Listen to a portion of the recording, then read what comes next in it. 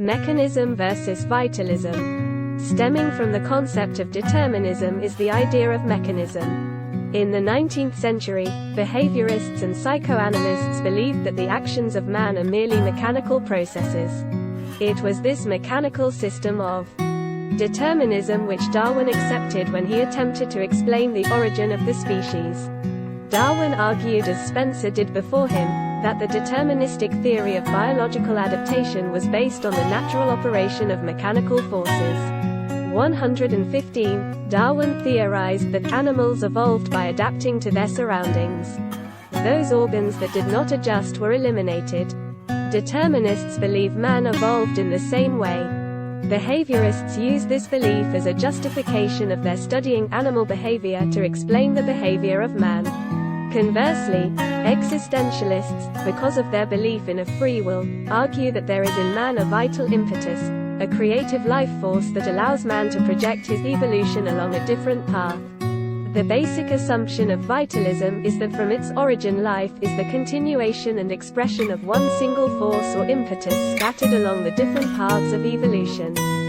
Page 130. Proof of the impetus lies in the fact that different life forms are created along these different paths but end up with certain identical. Existentialists view the mechanistic organs, i.e. the eye, theory as attempting to explain evolution as a series of accumulated accidents and argue that accidents, following different paths, cannot produce the same result. Only an impetus at the origin of life and evolution can create such a result. Bergson's argument against adaptation is that it is a negative influence and cannot account for the creation of that which survives.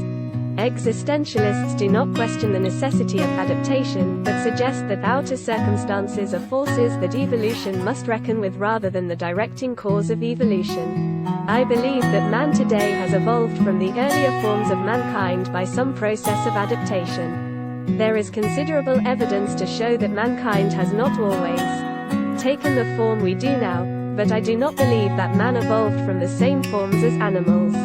I do not see how the existentialists can say that the evolution of man is brought about by a creative force within man. Existentialists argue that man has control over his actions and chooses what he becomes. Evolution is a continuous process and the results are only evident after a great number of years. I do not believe man can control or create a life force which takes so long to develop.